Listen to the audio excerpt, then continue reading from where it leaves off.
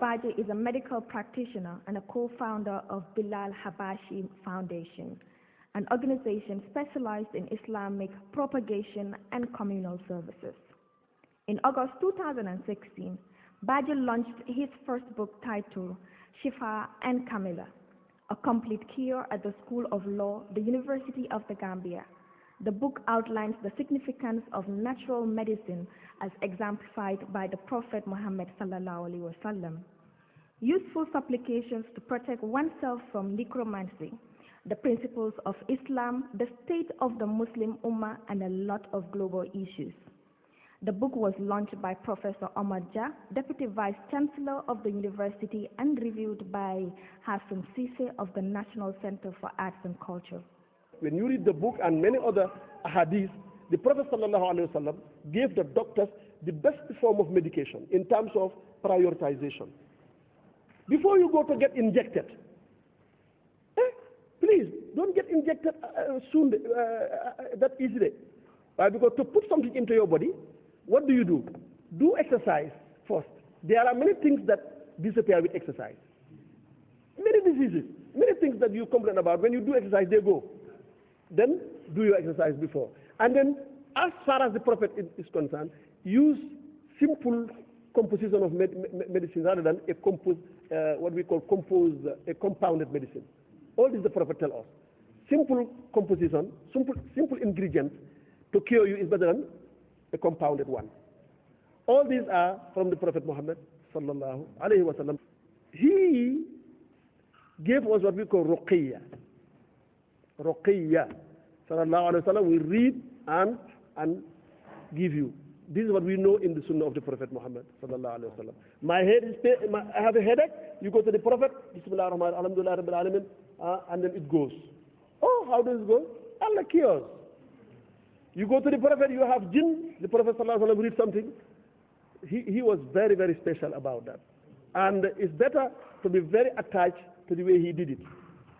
To the way he did it. There are a lot of things, and then you read and it happens. He dealt with jinn, he dealt with many things based on ruqiyya.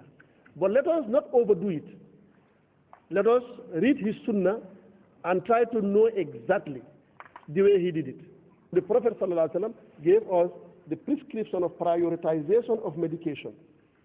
And let us now read that, and when you read this book, you will see all that, and let us attach and read and know exactly the way he did it before you also involve in shirk.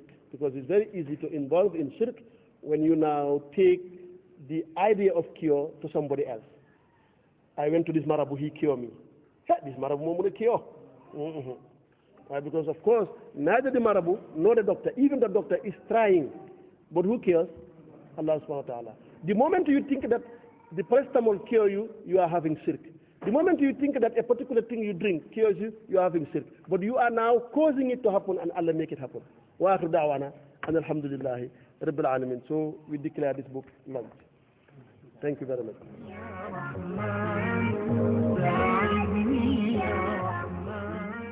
Going through the book, it really gives an impression of Islam as a religion, the faith of Islam itself, the basic, precepts, and practices, including the prayers, the life histories of the Holy Prophet. The title is A Complete Cure in English, but in fact, the cure part is just a very, very small fraction of the book. I think, the idea behind is that he wants the reader to have a complete immersion into the religion, okay? As such that even before, going into the curing part of the religion, he makes sure the reader has a complete understanding, a complete picture, of the religion of Islam, and the Holy Prophet. For example, there is a very, very interesting part, where he has researched, the 99 attributes, which I find very, very, interesting, as a Muslim. Then there is also in the early part of the book where he asked, he spent a whole page, trying to address who is Allah, from page 17. That also, as a Muslim, I find extremely important, and interesting.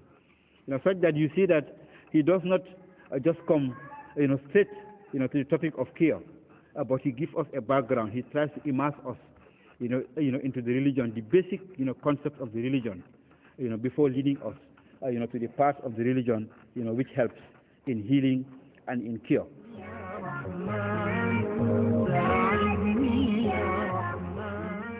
May Allah Tabaraka wa Ta'ala be pleased with all of us. And then, always I say this, that right from childhood, from primary school up to this age, till when we left school, we used to say that for the Gambia, our homeland, we strive and work and pray that all may live in unity, freedom and peace. But the other thing that comes next is let's justice guide our actions towards the common good. Not the reverse, that let's injustice guide our actions towards our selfish interest. So Allah Ta'ala says, "O you who believe, why do you say something that you will not do?" He says it's a big thing in the sight of Allah that you say something that will not do. So when we write or when we talk, we do it for a reason. And then it has to be based on justice. And as Mr. Cisse said, I'll thank him so much. Professor Jha, I'll thank everybody, I'll thank again. I saw in my mail, I think a Peace Corps volunteer wrote that he's gone through the book. It's resourceful.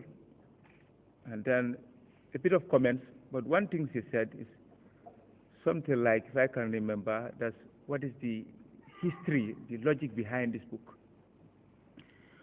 And then addressing the logic behind this book, I think you may be seeing on the invitation letters that this crisis of the Dajjal, the fitnah of Masjid Dajjal, there is so much injustice in every field.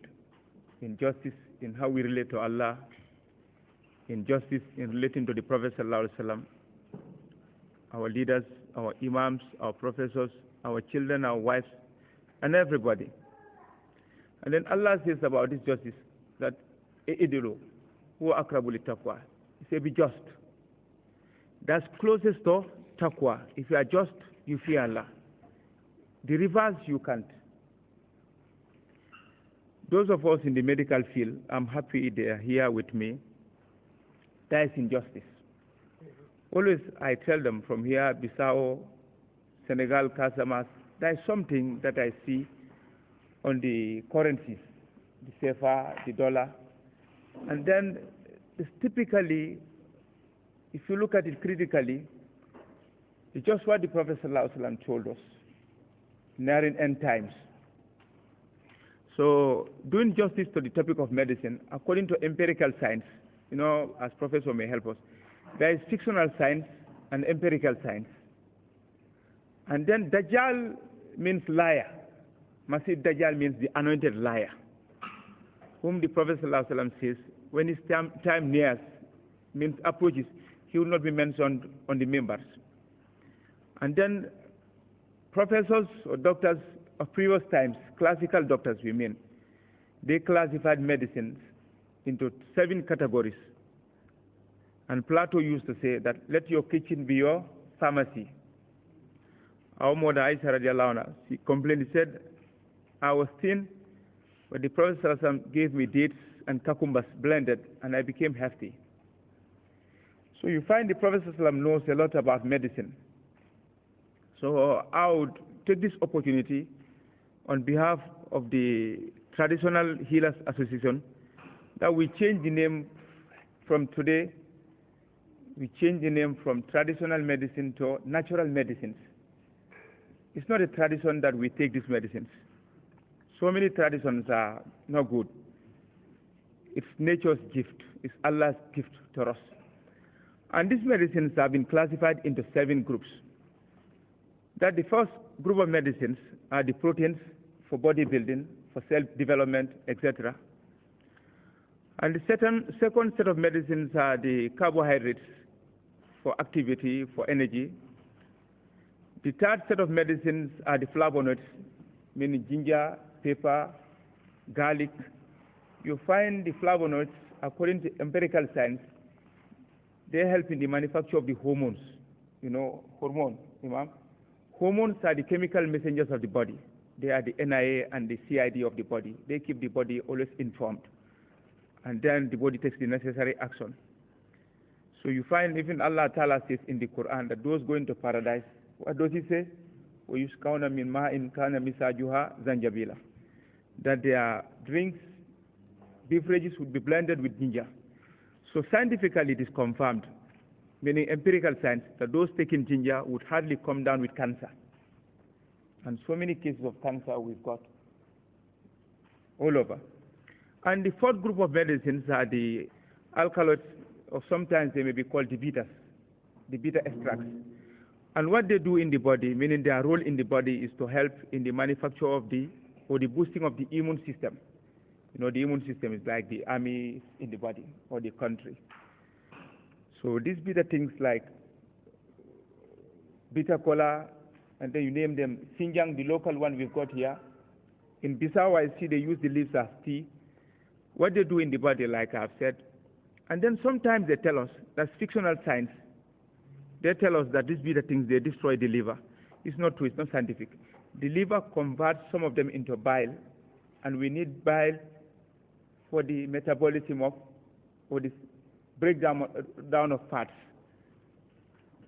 So what actually destroys the liver is, you may be aware, some of these analgesics like paracetamol is hepatotoxic. Another one we've seen is the indomethacin, the yellow capsule. We see in the provinces, even the capital here, women or old ladies, they use it. They mix it with the food and give it to the mice. You know, it's a desiccant, and automatically they die. And then this comes about, you know, this is why it's good to read. There is a conspiracy going on that the population is 7 billion. And then the Illuminati, maybe saying, the elite, they want to achieve the 3 E's: economy, ecology, and equity. And that's not possible with a population of 7 billion. So in order to save the world, the population has to be brought down. The ideal population is 500 million to 2 billion. But now, it's upon the black man. So what came first? He said, family planning came. Family planning didn't work well. They came with AIDS. You see, I was in the hospital. I was making my research. And the medicine they were being given, AZT, it destroys the bone marrow. See, not politics.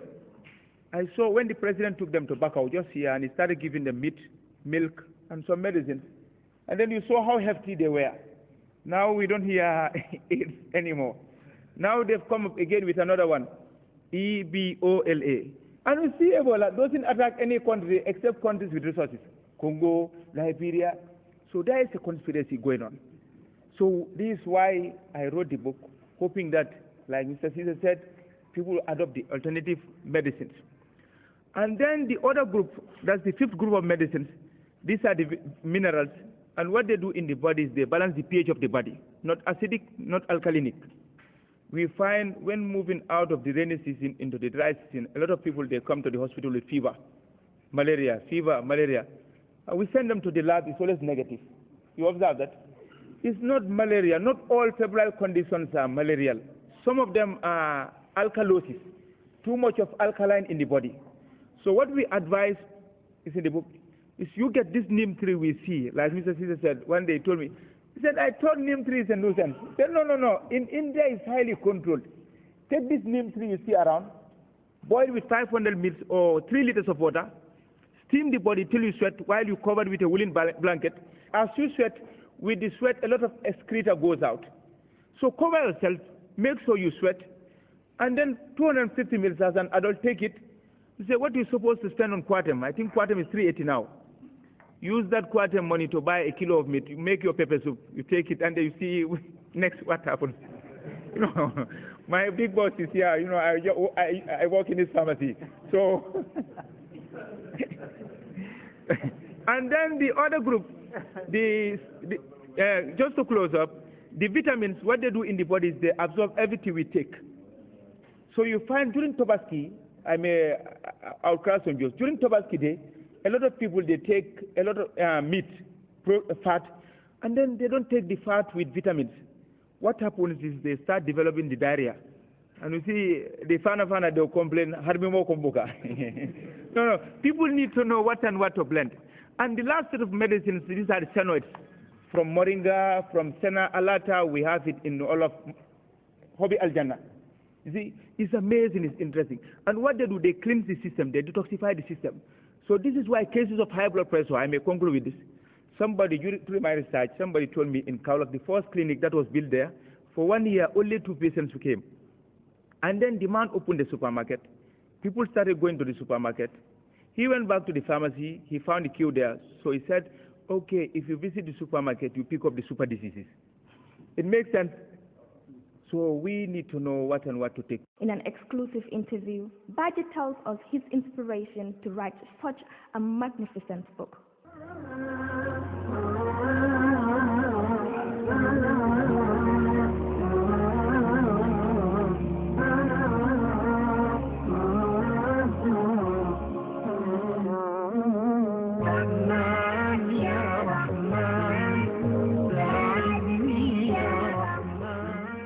Assalamu alaikum, Brother Abu Bakr Baji.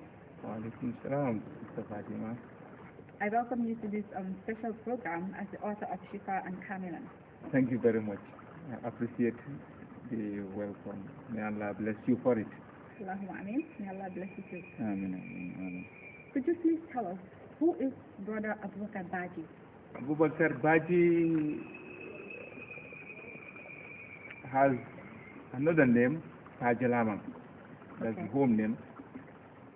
From Demban in Punya, with 3 wives. Wow. And then he's studied at the School of Nursing. Okay. And I went to the university to study medicine and allied health sciences.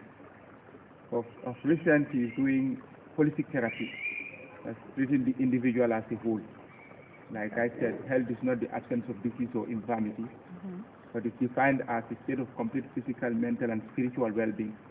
So the approach has to be holistic. That's treating the individual as a whole. Okay. Treating the individual, taking into consideration the body, the soul, and the mind. That's what basically I'm into right now. Alhamdulillah. Okay, Brother Abu Bakr, we would also like to know the founder of Bilal Habashi Firdaus. And what is the mandate of this foundation? Bilal Habashi Firdaus Foundation. Bilal is the man we all know, the historic Bilal, one of the companions of the Prophet ﷺ, Right. who stood up for justice. Habashi comprised of Ethiopia, Eritrea. That sub-region was called Habasha. Okay. So Bilal of Habasha and Firdaus is a place in paradise, Al-Jannah. May Allah take us all there. Allahumma ameen. It's the highest place in paradise. It's the capital of paradise. MashaAllah. The Prophet ﷺ said, when you pray, pray for Firdaus, because all the prophets will be there. And the foundation is basically how people get in this world, and then how people succeed and go to paradise. Not only paradise, but Firdaus, inshallah. That's the aim. True. Really, to get to that point, you really have to work hard on this earth, because there's a saying that what we do on earth echoes in eternity. So may Allah grant us that high position. Amen, amen. Yeah. What inspired you to actually write this magnificent book? Alhamdulillah. I'm very observant. And this, I tell my colleagues in the medical field, that there is a lot of medicine, or lots of medicine, lots of medical practitioners, lots of hospitals, but more problems. And why? That has always been the question. That has always been the force behind me, compelling me to be asking why. And as a matter of fact, I came up with the answer, and I said, okay, going by the definition of health, as I stated earlier, I have to write a book that covers all aspects of health. physical, mental, and the spiritual aspect of the body. That's why I came up with the book Shifaa'an Kaamilan, as you may see, written from the title, A Complete Cure for All Conditions. This is why I wrote the book, alhamdulillah. True. So that is a very strong motivation, actually, and I believe that a lot of people will benefit from this book. You also mentioned in your book something very important that I would like us to briefly discuss, and I quote, you said that health is not just the absence of disease or infirmity, but a complete state of physical, spiritual, and mental well-being. So basically, this book deals with treatment, not just the medical aspect of it, but also like the mind, the body, and the soul, which is very crucial at this point. So how can one attain this peaceful state of mind? How can one be healthy? True. Mentally, physically, and spiritually? With physical health, we need what we call a balanced diet from the food we take. With mental health, we need sound knowledge, not stuff, sound knowledge. And then with spiritual health, we need faith, iman, like the Quran says it's iman. So we need the iman. So basically, these are the things we need for each of these aspects of man, in the physical, spiritual, and mental aspect of man. There's also something about Freemasonry and Masih-ul-Dajjal and Antichrist that I would like us to also clarify for the benefit of those who are not aware of this thing. And there have been numerous hadiths talking about Dajjal, but a lot of Muslims actually pay little attention to this thing. So I would like to know, how can one protect him or herself from this fitnah or mischief of the satanic element? Well, alhamdulillah, it is a very good question. Because when it comes to the issue of Dajjal, the Prophet ﷺ said in a hadith that when his time approaches, our imams, meaning the imams or the scholars, will not talk about him on the mimbar. The mimbar as the pulpit in the mosque. So as the fact, people are going to be ignorant about the Dajjal. And then, as I said earlier, the fitnah of Dajjal, you count the Freemasonry is part of it, the Illuminati, they're part of it, and then the group is wide. You touch a lot of people when it comes to the fitnah of Dajjal. And Dajjal is a man, it's not a system, but it's going to be preceded by a system called the fitnah. Then he comes, then Prophet Isa alayhi salatu wasalam, Jesus comes to kill him. And the Christians too made mention of the Dajjal. The biblical version of the Dajjal is called Antichrist, meaning anti-Christ, Christ, meaning the opponent, the opposition of Jesus Christ. This is why it's good for Muslims and Christians that they know what the fitnah entails. And as I said earlier, that's the fitnah of the Masjid Dajjal. Always I talk more about it because people are oblivious, they don't know about the Dajjal. Sure. Yes, so this is why the question, I like it so much, because I talk about him a lot. In your book, you've stated a lot about Dajjal, Antichrist. So how can one protect him or herself from all these things you've stated in your book? About the Dajjal, it's a fitna. And Dajjal in Arabic means deceiver, liar. So his Masjid Dajjal means the anointed liar. There are going to be a series of liars who will be coming. Prophet ﷺ foretold in the hadith that they're going to count up to 30 liars remain in the hadith. So for the benefit of many others, Dajjal is right now there. There is a hadith where the Prophet ﷺ, one of the companions, who was a Christian called Tamim Adar, he went out fishing with his family members, and they got to an island where they saw somebody called a spy, and then he asked them as to where they're from. They told him we are from the Arabian Peninsula, and then he was happy. He took them to the Dajjal. He showed them the Dajjal with 2 eyes, but when he comes, he's going to be 1-eyed. He's right now there, and then there's going to be a time when he will leave. He'll be freed from the island. Then he will go to Iran, Isfahan, according to the hadith. From Isfahan, he would be going to Kufa in Iraq. Then he would claim divinity, that is, he is Allah, I am Allah. When he says this, Allah would cancel, blot out the one eye, he'll be left with one eye, and then Kafara would be written on the eye. So this is why you see some of the logos, and I will say this.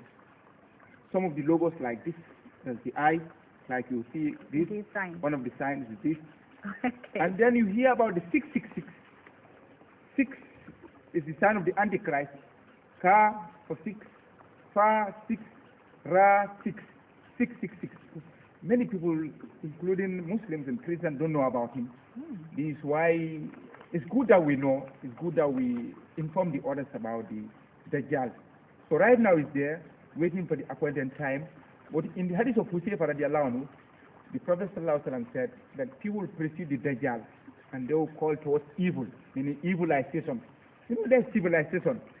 Civil is a Latin word from city, from Latin word, civil means city. Civilized means somebody is able to live in a city without harming Sister Fatima, without harming somebody else.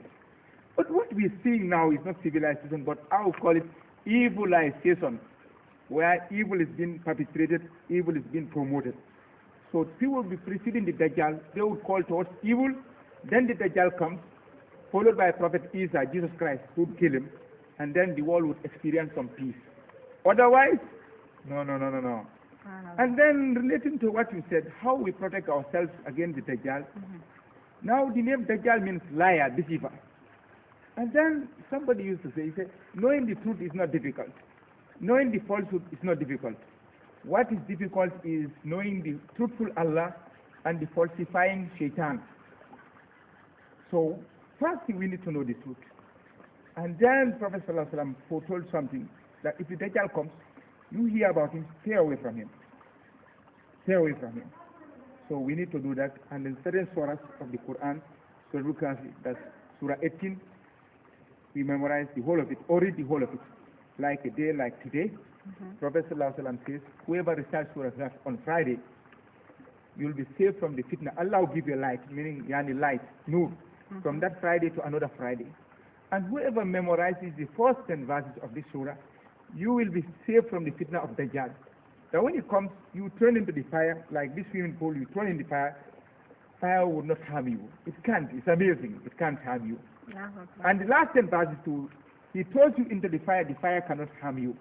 So it's good, I will tell the Muslims, I will tell many others, recite these first 10 verses of the Quran, of the surah, Surah 18, Surah Bukhari, the surah of the cave, and you will be saved from this man. And then in the prayer, like you make in your tahiyya, from fitnah masjid Dajjal, before you say Assalamu alaikum wa rahmatullah, Assalamu alaikum, we should be doing it so that we save from this terrible man, I call him. MashaAllah, that is a very strong warning, and I will really heed to that. Also, another fascinating topic is that sorcery or witchcraft is becoming a widespread practice in our society today. And usually when you have people faced with problems, the first thing they do is run to a witchcraft or like a marabout and try to solve their problems. So would like to know, is this really in line with Islam? Is it permitted to go to a marabout or to practice sorcery? I would say what the Quran says, that Sulaiman alayhi salatu wasalam, وَمَا كَفَرَ سُلَيْمَانُ وَلَكِنَّ الشَّيَاطِينَ كَفَرُوا يُعَلِّمُونَ النَّاسَ السِّحْرَ. Sulaiman never disbelieved in Allah Ta'ala, but the shayateen, means the devils, they became kafir. So meaning if you practice sihr, sorcery, or witchcraft, you become a kafir. You move out of the fold of Islam. This is why I came up with this book. Because if you tell people, stop this, don't do this, don't do this, you have to give them an alternative, isn't it? Absolutely. So I believe, that's my philosophy, that if you have to tell people, stop this, you have to give them an alternative. So sorcery, when you hear something like fear, means something that effect is manifest, but the source is hidden. And then sorcery is a problem here. This is why sometimes I tell people bluntly, you know, you have to know that about me. I'm so blunt. Sometimes they say, okay, terrorists bomb place. I said, well, we have to focus on the war here. What is here is more terrible than what is in Syria or Libya. Because there they treat you to death.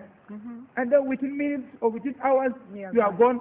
And then within weeks, your family forgets about you, isn't it? But with sorcery, you see them around in psychiatric hospitals. I know. They are not dead, they are not alive. People have spent endless amount of resources. They are not okay. So it's worse. This is why Allah says, Al-fitnah afdal min al-qatl. Al-fitnah ashaddu min al-qatl. Meaning, kafir, this sihr or kufr is worse than killing. I'm not saying killing is good. I don't condone it. I hate it. But it's worse than what is happening. So the war we've got in our community is bloodier, is more severe than the one we're talking about outside. So let's sort our house in order. Before removing the planking inside somebody's eye, remove the straw inside your eye. Sure.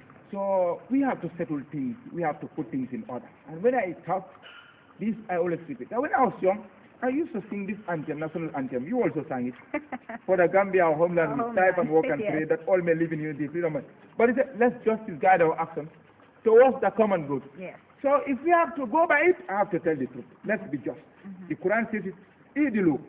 Or else we have to reframe it and say something like, let's just injustice guide our actions towards our selfish or secular interests. We may say it that way. Yes. But if we have to justice, we have to be just.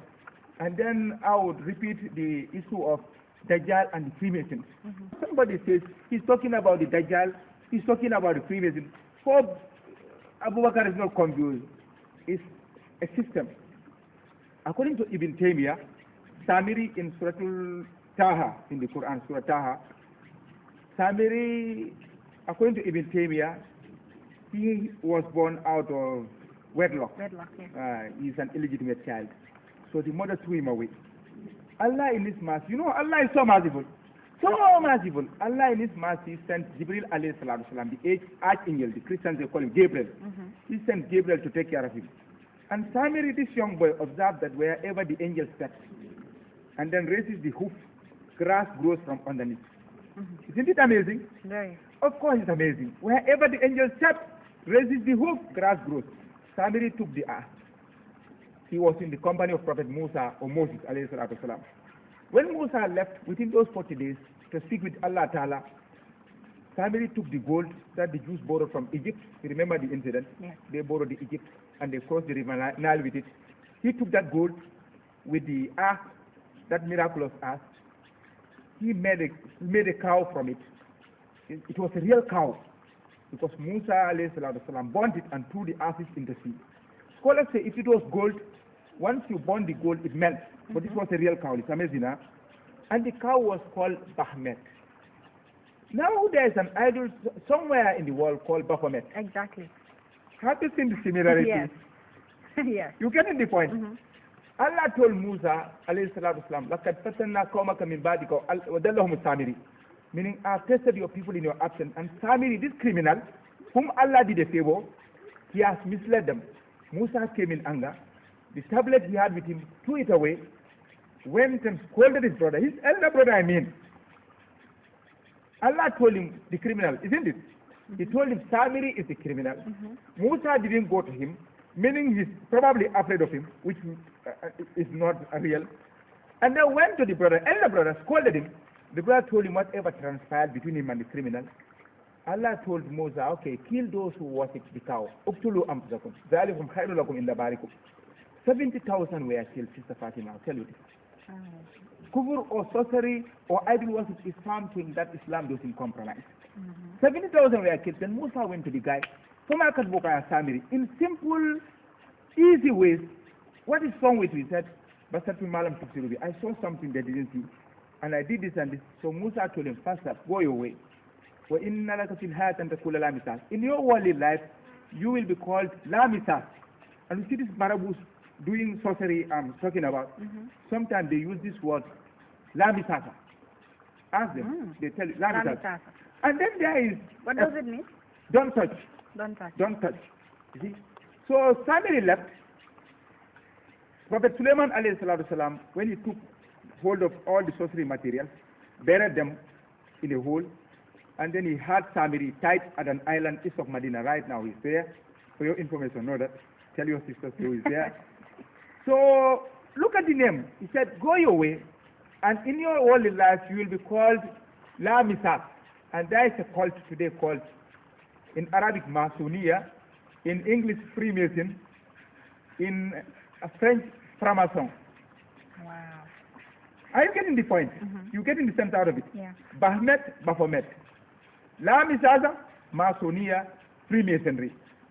And then the name stayed with them up to around 1776. The name changed again to Illuminati, meaning they are the illuminated, they are the intelligent ones.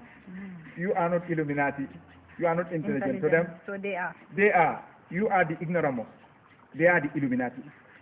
So you feel what our boys are getting into, that sometimes I feel sad when I see them with signs like this, with signs like this, with signs like this.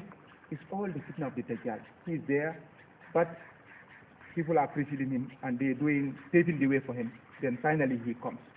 I hope the point is clear. Absolutely. So you know Bahmet, Baphomet, you know Lamisaza, Freemason. Freemason. So So they are all connected. all connected.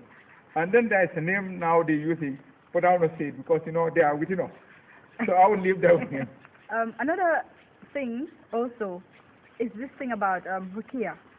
Sometimes people would hear the word and don't really know what it actually means. So would like to know, could you please throw some light into that? What is ruqya? Ruqya is Islamic incantation. Those are the prayers you make for somebody who is sick in order for him or her to get health, to recover from the sickness. The Prophet ﷺ did it.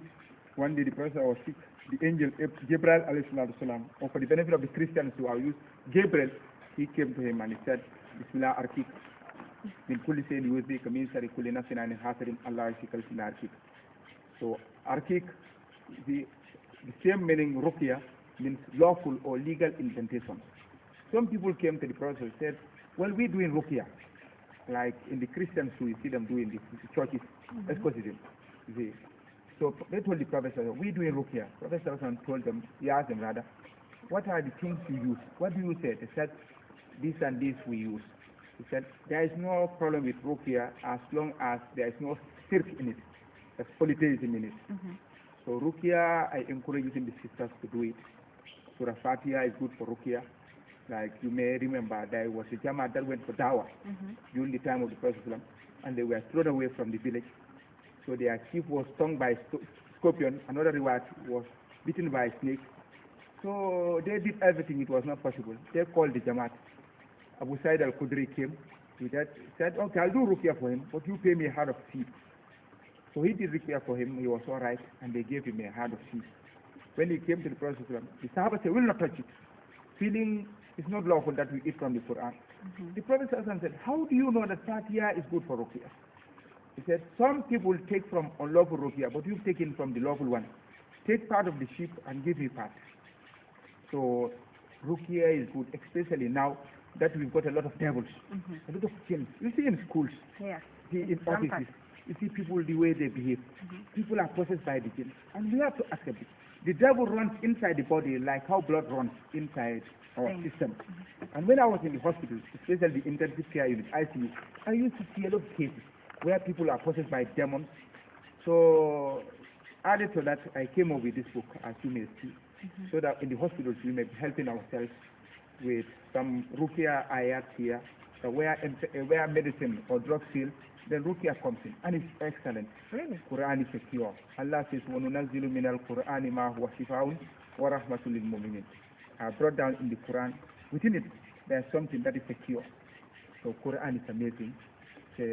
And then I'll be talking probably in other episodes how you do your ruqya, so that you don't go into shirk in polytheism. Okay. Inshallah, I'll be doing that inshallah. Allahu Akbar, Allahu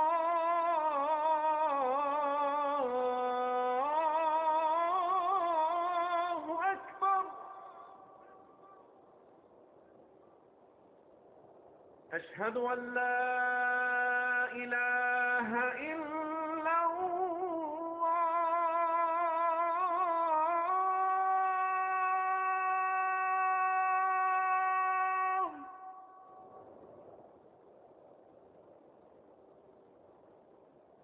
أشهد أن لا إله إلا الله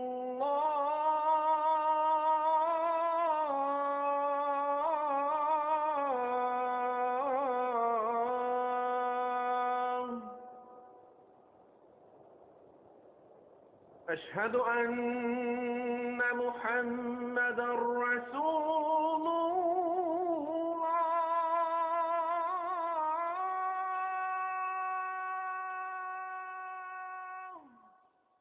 Welcome back to the second part of this interview. Brother Abu Bakr, you made mention of the evil eye. What does it really mean? What causes it, and how can one protect him or herself from this evil eye? In order for you to protect yourself against evil eye, one, you need faith that nothing happens to me except that thing that Allah Ta'ala has decreed. That's number one.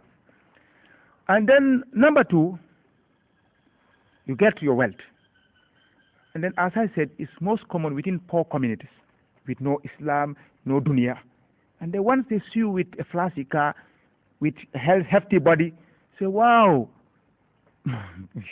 evil eye takes place. So hide your wealth from the common people, poor people. I saw a young man, he went into the provinces with two flashy mobiles, you know, when these Samsung mobiles came freshly. And they went there with these flashy mobiles. You know how he came? He came with a painful hand. Can you imagine? So one, faith. Second, hide your wealth from the people. Don't show off. Don't flaunt.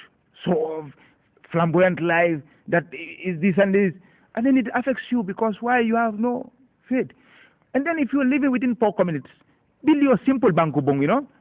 There's no problem with it. People will not respect you because of your wealth, but they'll respect you because of your attitude, because of the content of your character. You see, because of the content of your character. So that's what we do. And then other prayers like Ikhlas, Falak, ak Nas, 3 times, each of them in the morning. And then a series of other prayers that you do. Inshallah, with the help of Allah, evil eye will never affect you, as promised by the Prophet ﷺ. And we believe in what Prophet ﷺ has told us. The Muslim world is in deep crisis, especially in the Middle East. You have all these groups coming up, such as ISIS, Boko Haram, doing things and killing, all in the name of Islam.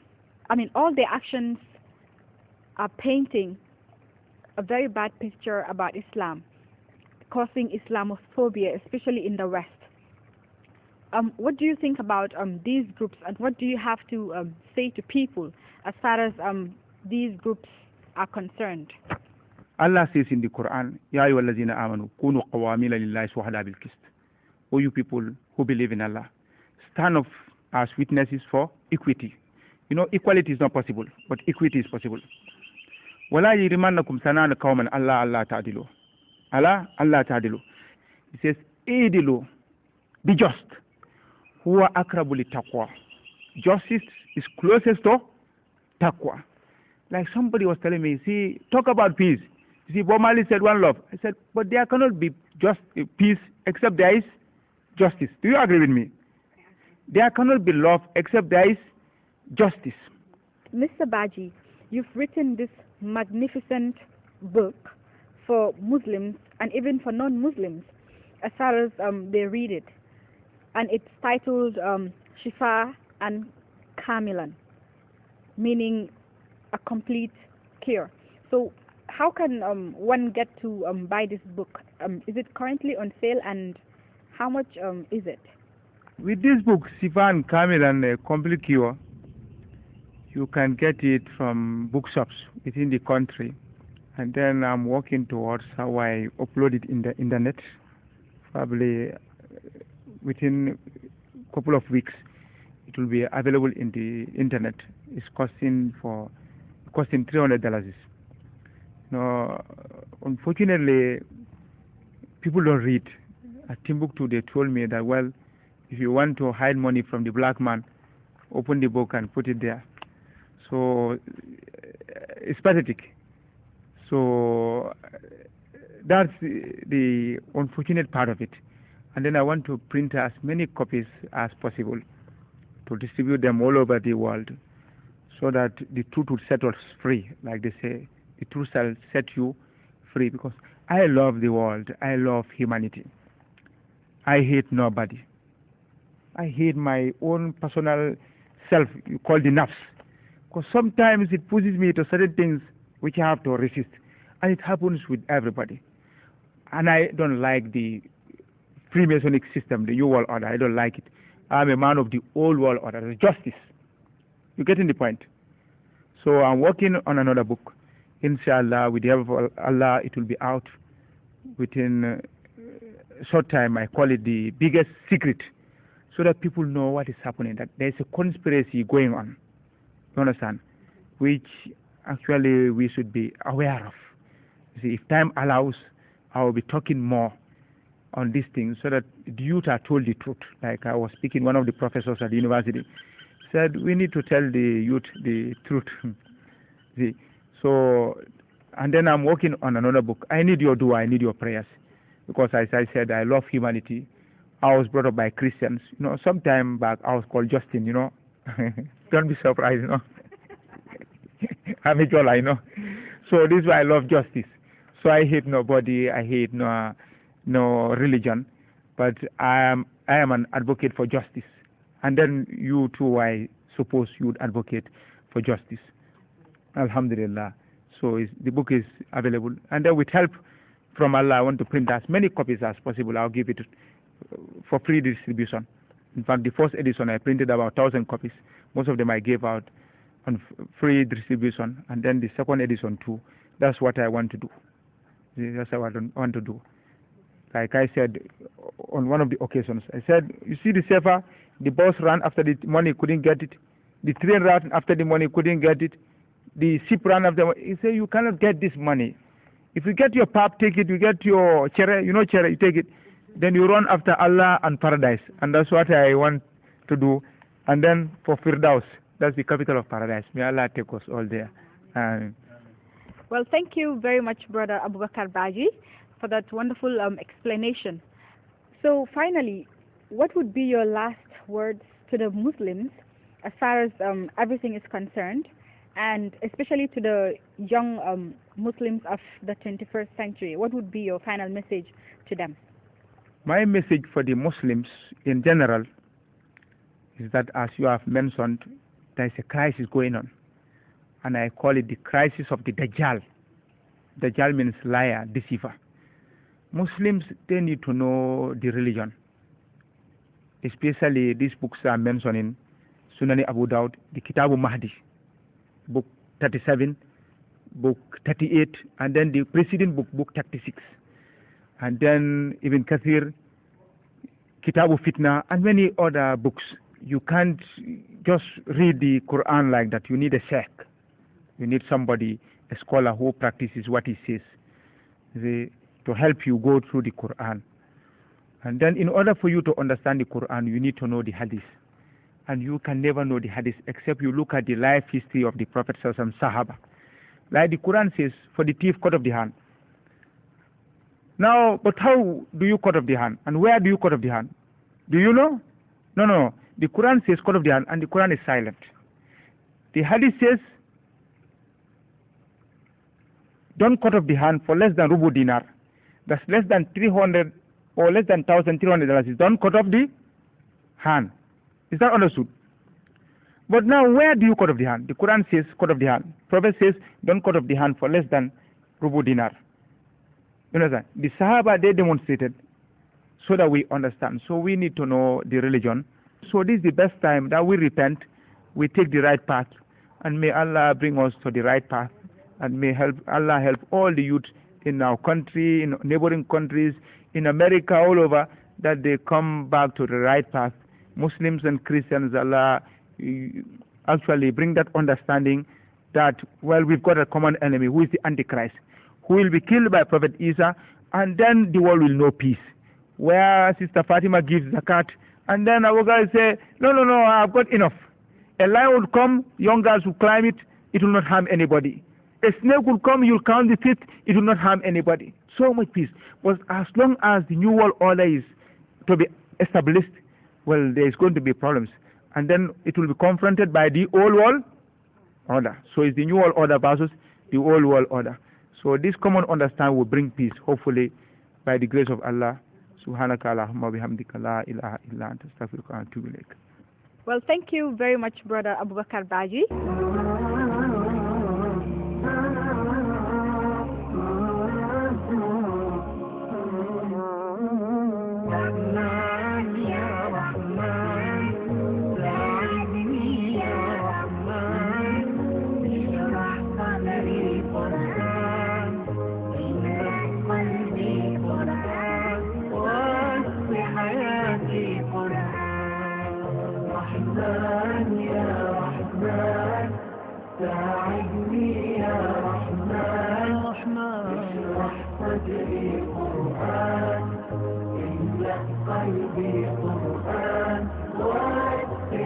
آيات القرآن رحمن